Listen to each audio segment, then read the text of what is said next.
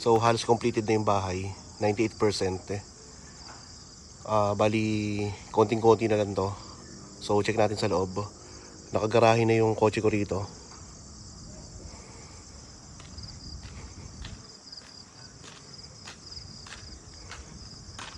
Kem.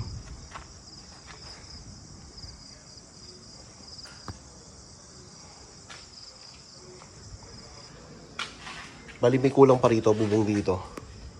Ang problema kasi, naka-submeter pa, so hindi kaya i-welding. Nagkakaproblema sa kuryente, sa supply. Ayan. So ito yung panganay ko. Come on, Kem. Then ito, nakabili na kami ng bagong L-shape na sofa. Saka dine-in na 4-seaters lang. Bali, kulang pa yung mga yan. Tapos okay na yung cove dito. May ilaw na rin yan. Check natin. Yun.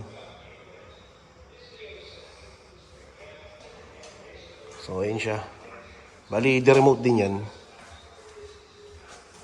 Select ko lang na nagbabari yung color. Tapos dito sa kusina, so okay na rin to. Completed na to. Bali, ang kulang na lang dito is ito. Kailangan dito may vents, may butas dito para sa paglagay ng tangke. So all good sa to. Itong modern kitchen sink, okay na rin to. So working na siya.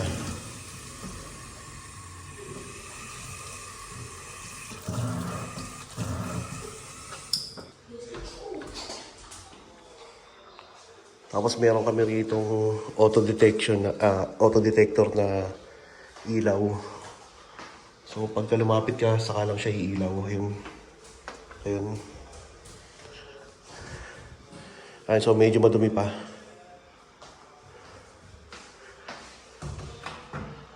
Ito okay na to. Modular. Itong laundry okay na rin to. So kulang lang dito linis.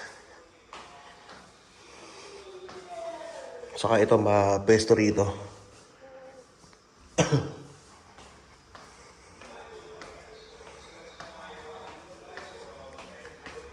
Itong storage. So, kulang lang din ng linis. Ang dami nakatambak. Ayan, tagtatanggalin yan.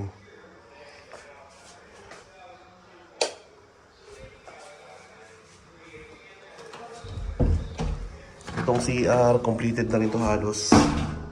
So, linis na lang din ang kulang.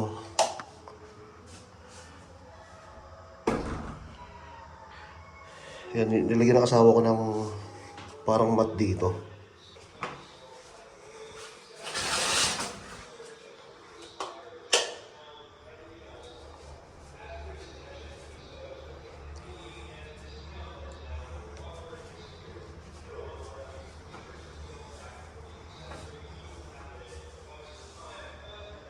Tapos itong ilaw, okay na rin yan. Tricolor din itong ilaw dito.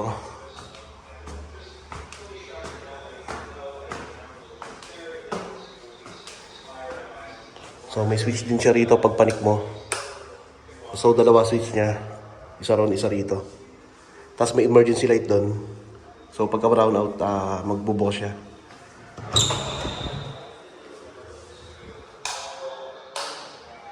Ito bali kwarto ng panganay ko. So wala pang gamit.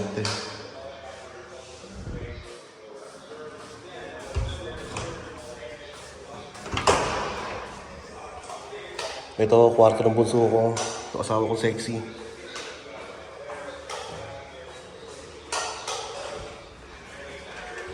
Ay, sama-sama bunso kong cute. Kasi ito yung hallway.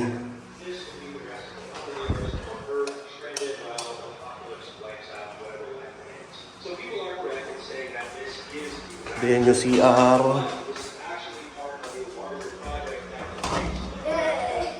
So all goods na to, nakapaligo na kami rito. Okay na siya.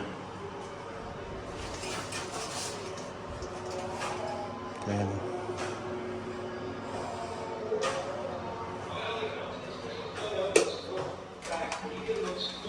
Tapos itong master's bedroom.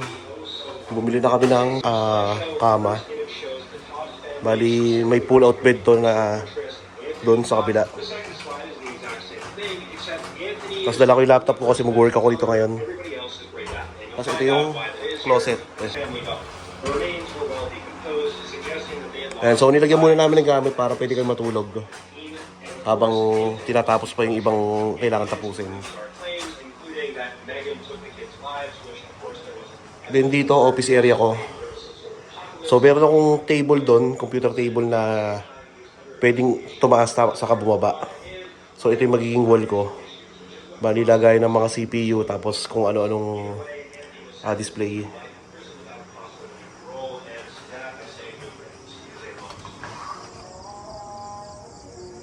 Ayan, bali may basura pa ron, no? Hindi pa nga kasi tapos. Tapos ito yung balcony. Bumili rin pala kami ng pang-balcony na table and chair. Na din yung table. Yung pinaglapagan ng laptop ko.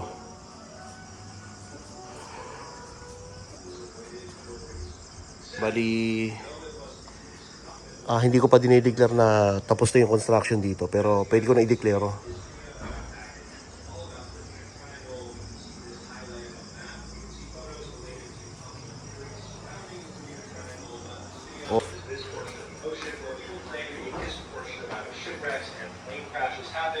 Due to unexplained phenomena.